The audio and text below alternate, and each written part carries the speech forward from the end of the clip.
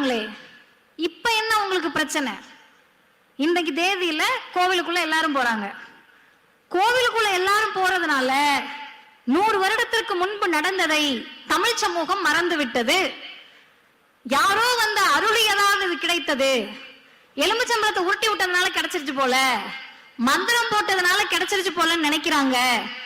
தமிழ்நாட்டில் ஆலய உரிமையை பேசியது மட்டுமல்ல, சட்டம் இயற்றாவிட்டால் கருவறைக்குள் நுழைந்து போராடுவோம் என்று அறிவித்த தலைவர் அறிவுலக பேராசான் தந்தை பெரியார் அவர்கள்.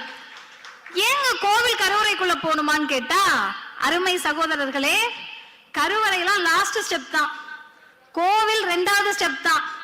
கோவில் தெருவுக்குள்ளே போக முடியல, ஆலயம் மட்டும் மன்னிக்கணும், அவர்கள் சொத்து இல்ல, ஆலயத்தின் தெருக்களும் அவர்கள் கையில் தான் இருந்தது. எனக்கு லாஜிக்கே புரியலங்க. சட்டம் படிச்சிருக்கோம், என் வீட்டுக்குள்ள யாராவது வரக்கூடாதுன்னு சொல்றதுக்கு எனக்கு உரிமை இருக்கு. நான் கட்டின வீடு, என் வீட்டுக்கு வெளியே இருக்க தெருவுக்குள்ள ஏடிஎம்கே கார் வந்து நின்னாருன்னா எனக்கு கடுப்பா இருக்கு, பிஜேபி காரை பார்த்தாலே கடுப்பா இருக்கு, ஆர்எஸ்எஸ் பார்த்தாலே எரிச்சலா இருக்குன்னு நான் சொல்ல முடியுமா? கட்டுனது என் வீடு, ரோடுல நடக்க முடியாதுன்னு எப்படி சொல்ல முடியும்? தனி மனிதர் நானே சொல்ல முடியாதுன்னா, கோவில் பொது சொத்து, கோவிலை கட்டியவர்கள் பொதுமக்கள், கோவிலுக்கு கல்லு சுமந்தது மண்ணு சுமந்தது சித்தாள் வேலை பார்த்தது கொத்தனார் வேலை பார்த்தது நம்மாட்கள். நம்மாட்கள்னா நீங்க உடனே கூகுள்ல போயிட்டு யாராவது யூடியூப்ல போட்டு விட்டீங்கன்னா ஜாதி பெருமை பேசுகிறாரான்னு வந்துடக்கூடாது. இந்த சமூகத்தில் இருக்கக்கூடிய பார்ப்பனர் அல்லாத அனைவரும் நம்மாட்கள் தான், எங்களவர்கள் தான். பிற்படுத்தப்பட்ட மிகவும் பிற்படுத்தப்பட்ட பட்டியலின பழங்குடியின மக்கள் அனைவரும் எங்களவர்கள்.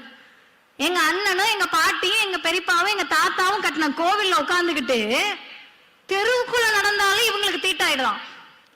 எனக்கு தீட்டாதுன்னு சொன்னா வேற மாதிரி கேட்பாங்கன்ட்டு சாமிக்கு தீட்டாயிடுது. ஒரு தலைவர் தான் கேட்டார், என் சகோதரன் கோவிலுக்குள் வந்து சாமிக்கு தீட்டாகிறது என்றால் அதிக பலம் வாய்ந்தது என் சகோதரனா உன் சாமியா? இந்த கேள்வியில தப்பு இருந்திருந்தா பெரியாரிடம் நீங்கள் கேட்டிருக்க வேண்டும். இன்னைக்கு வரைக்கும் பதில் இல்லை. Jayachandran textile, now at Keelkattalai.